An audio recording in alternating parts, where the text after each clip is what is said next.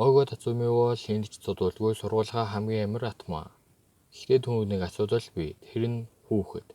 Энэ хүүхэд бол ингийн нэгэн хүүхэд биш. Оого нэг удаа өөрийг нь додохож ирсэн хүүхдүүдийг зодчоод нэгийнх нь нүрэх гол дугааж байсан нэг том залуу усан төвөд явж ирсэн юм байна. Түүнийг Оого өөрийн биеэр аварсан, нөгөөх нь бие хоёр хуваагаад нэг хүүхэд үлдээчээд буцаад явсан юм байна. Нөгөө хүүхэд нь ч манай үнээс салгаа байсан. Одоо ингэж найзтай ярьж байгаа нь энэ. Энэ зороо шиг царайтай хүүхдийг Оогоогоос аваад үлүүлэнгуут өрөөсөө цэглэхан гаргана. Бас энэ Оогогийн сурдаг сургууль нь улсдаа хамгийн муу юм гинэ. Оогогийн ээж нь тэгэхэд хүүхдийг нь аргадах гэж зураг зураад үзүүлсэн тоодгүй. Тэгсэн нэг дэлгүүрийн худалдагч эдэг охин өгөх гэж байсан чихмэлээ гаргаад өгнө. Ашгүй гайгүй болчихоо гэсэн тэрийг нь цонхоор шидчихнэ. Сургуулийнхын нөхдүүд бас гайхацсан. Оогогийн хүүхдийн бахтаа гээл бөөнөрөө цэглэхан цохиулчихна. Манай Оого хоолны зааланд ганц үлзэн халхан дээр алалж байгаа гаруу дээр очтیں۔ Тэгээд хүүхдээ өгж унтуулна гэсэн нөгөө хүүхэд нь тэр талхыг нь авч идээд хэрлэг үүж байгаа нөхдүүдийг хараад өөрийгөө зугацуулчихна. Дараа нь Оого найзындаа юм мэдчихсэн. Найз руугаа энэ хүүхдийг ав гэж шахчихнаа. Нөгөөхөд би орой болзоотой авахгүй гээл. Ядж жоход хүүхэд нь Оогоогоос салахгүй маа. Тэнгүүт нь Оого амар царай гаргасан. Айчлаа гэсэн бүр баярлаад мануунийг нь олчихно. Тэгсэн цонхоор нь гинэт нэг шар устай эмэгтэй чам шиг юм дуртай байхгүй гэд ороод ирдیں۔ Тэгэд хүүхдийг авах гэсэн Оогоогоос маань салдгүй. Оого гинт энэ хүүхдээ салах гэж байснаа санаад хүүхдийг түнд өгөх гэсэн бөөнөрөө цэглэхан цохиулчихнаа. Энэ эмэгтэй чинь энэ хүүхдэд үйлчлэх ёстой чөтгөр юм гинэ. Нэрийг нь Хилдегард гэдэг. Хамгийн амар юм нь болохоор энэ хүүхэд бол чөтгөрийн хааны хүүхэд. За бараг л чөтгөрийн хаан гэсэн үг. Нэрийг нь Бийл гэж явчих. Хилд тэгээд Бийлийг авах гэж ирсэн юм чинь аваад явахгүй мөгтөл энэ боломжгүй. Чөтгөрийн хаан өөрөө хүн төрлөختнийг устгах завгүй болохоор хүүхдээ Хилдтэй хамт дэлхий рүү явуулж нэг хүнээр өсгүүлээд хүн төрлөختнийг устгуулах ажилд алгасан юм байна. Та нар хэрвээ Оогогийн оронд байсан бол яах вэ? Гинэт нөгөө бие хоёр хуваадаг нөхөр чинь миний зөв байсан байна гэд танаас ч юм ороод ирдэг. Энд чинь болохоор орон зай хоорон зөөвөр хийдэг чөтгөр юм байна л та. Нэр нь хэцүү байсан болохоор шилжүүлэгч гэж дуудчихъя. Шилжүүлэгч биелийг зөвгөөд усан төвж явахдаа манай Оого хүмүүн бацаар инэж байгааг хараад манай хүнд биелийг өгөхөөр шийдсэн юм байна. Оого тэгээд энийг аваад явгээд Хилд өгсөн. Тэгвэл үх гээд манай хоёр хилдээд эхэлтийн. Оогогийн найз хуроо чижээ засварын мөнгөө төлөх юм байгаас ихтэн Оого. Би нэг аргалнаа гэсэн Бийл Оогогийн нурууд наадастай явж байдаг. Тэр үед Хилд гарч ирээд бууж өг та хоёр чөтгөрөөс тогтож чадна гэж бодоо юу. Гээд нэг тижээвэр шуу шиг чөтгөрөө дайруулсан Оого тэрийг нь ганц шөглөөд явчихна. Манай гурвыг Хилд үүсэж ирээд тогтож чадна гэж бодоо юу. Чөтгөрийн хаанаас тонгогдсон байж татгуулзвал үх гээд манай хүний хацрын сэлмээ өргөсөн цуснд Бийлдээр дусчтیں۔ Тэгэд Бийл уйлаад бүр амар цэглэгаан гаргаад Оогоо барыг үхээдгүү. Гээд Фуройчи Хилдийг ямар нэг юм хийгээч гэсэн тийм үү тэнч залуу эзэнтнийг зогсоож чадахгүй. Чөтгөрийн хаан л түүнийг тайвшруулж чадна. Гэтэл Оогоо Бийл дээр гараад тавиад эр хүн тэгж үлж болдгоо маа. Чамаг хүмүүс сул дорой гэж бодно гээд Бийлийг гаргадчихтیں۔ Тэгээд Оогоо одоо уйлахгүй шүү. Бас намайг битгий дагаарай гэсэн төмөр цамхаг гинэт л Бийл рүү унаад ирдэг. Тэнгүүт нь Оогоо түүнийг өөрөө мэдлгүй очиж тэрвээд яаж ч юм энэ хоёроо зайхтар үүж гараад нөгөө цамхагыг зүрүүлчихнэ. Оогоо маань тэгээд тийм хүч гаргасныхаа дараа унаад өгдөө. Тэгсэн манай Оогоо гэрийнхээ хор дээр ухаардیں۔ Ашгүй зүуд байж миний амьдралын хамгийн тэнэг зүуд байлаа. Чөтгөрийн хааны эцэг болох шахлаа.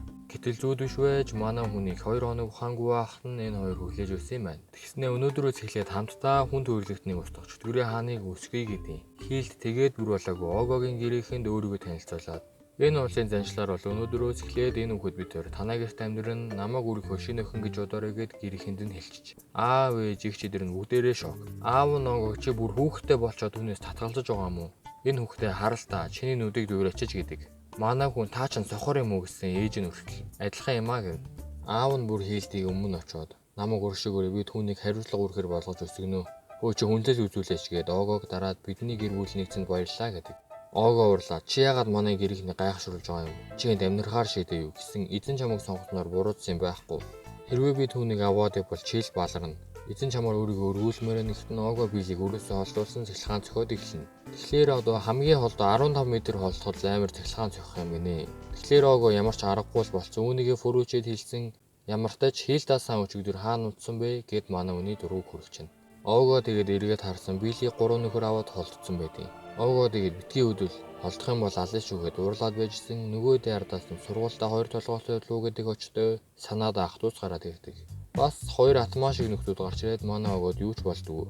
Нөгөө хоёр ихэрч хөрөө мөрөө гаргаж ирсэн огоод навсатлаа цохиулчихна. Дараа нөгөө гэртээ ирсэн гэрийнх нь хийлдэ сааны хийсэн хоолыг идээд байж өгдөг. За тэр гэрийнх нь ч баяртай л байх шиг байдаг. Тэгээд манай огоо гээж нүсэнд ороо гэдэг. Тэгэхгүй бол хачин юм болцсон байдаг. Хийлдэ хэдийдээ ч эндээс угаалга өрөөний зэг хэмжсэн санаа зовлтгүй 14 м гэдэг. Огоог маань усанд ороо сууж исэн шилжүүлэгч дүр ороод ирдیں۔ Огоо чинд яагаад ороод ирвэ гэсэн. Хийлдэ надад биэл та хоёрын хоорондын зайг мэдэгдэж хор явуулсан гинэ. 12.7 м, 12.9 м, ой 14.3 м, 13.9 м, 13.3 м. Ийм байхад ер нь хүн яаж 50 усанд орох вэ те? Үүний дараа чөтгөрийн ертөнцид манай Огогийн зургийг энэ залуу эзэнтний аа болжээ гэж чөтгөрийн хаанд харуулж байдаг. Чөтгөрийн хаан болохоор хөөхөн зэрлэг царайтай юм байна. Өө нэрээгээд биелийн дуртай тоглоомыг дэлхий рүү өгж явуулдаг. Манай Ого бол өөрөөсөө илүү зэрлэг эгүүнийг сургуулиас хайгаад явж байдаг. Учир нь өөрөөсөө илүү хүчтэй зэрлэг муу хүнийг болох юм бол би л тэр хүн рүү татагдана. Даанч тэгээ тийм хүн олдохгүй л байгаа юм л та. Манай Ого тэгээ сургуулийн захирлыг ямар хүн байдгийг мэддгүй юм бэлээ. Ямартай ч энэ улсын хамгийн муу сургуулийн захирал юм чинь хүчтэй байхаа гэд орсон нэг дэрсэн болгоотой үгэн байдیں۔ За тэгээд яах вэ гэд явж байтал би л үлсөөд уйлаад эхэлдэг. За тэгээд сүүм муу аваад өдөржингөө юм болсны дараа манай Ого биэл сонс ир хүн гэж амархан уйлаад байж болдгоо юм аа. Нэмээд чи болж дүрийн хаан уйлмаар байвал тэрийг инээд болгоод гаргаж бай. Чи ойлгож байна уу гэдэг. Тэгээд араас нь нөгөө хоёр ногооночд биелийг шүүрээд явчтیں۔ Ого тэгээд битгий уйлаарай гэд ашгартал биэл нэлээд уйлахгүйгээр тэстیں۔ Энэ үе шилжүүлэгч чөтгөр маань гарч ирсэн. Чамд 3 м байна. Намайг ашигла гэдэг. Тэгээд манай Ого биелийг толгой дээрээ тавиад тэр хоёр талганы хамтыг үзүүлдэг. Ингээд явж ирсэн биелийн тоглоом нь хугарчдаг. Манай нэг өглөө дэлхий сүрчлээ гэж зүйлээд босдог.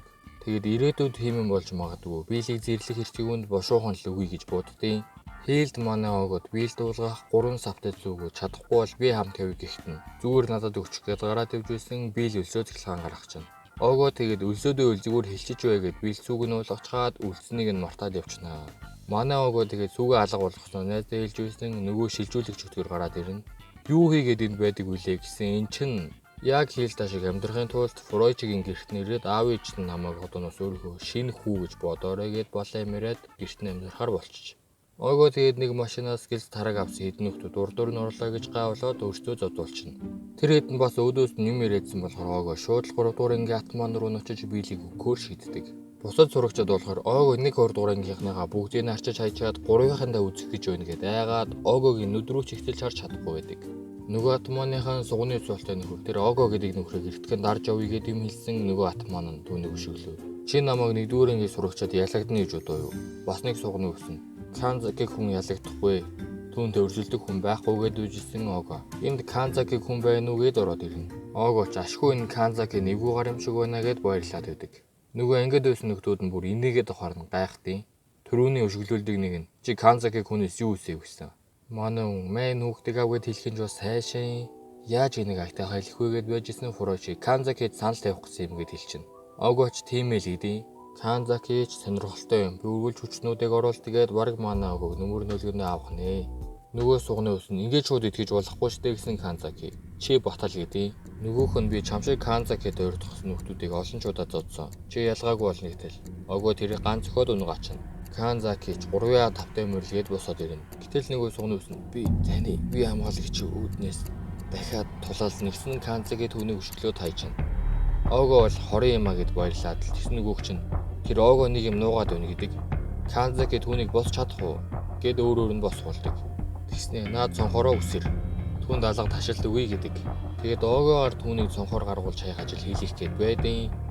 Манай үнд игэнгүүт нь Канзакиг төгчнө. Канзаки тэгээд уудаг таригнаасаа нэгийг нь дээш шидэд манай Огог өшөглөх гэж оролдоод цонхоор шидүүлчихнэ. Ууг нь л тэр нь хамгийн амар хөдөлгөөнд юм шиг байгаа юм. Манай хүн Канзакиг буулгасан ч хүүхдээ өрхөнд өгч чадсангүй өөрхий.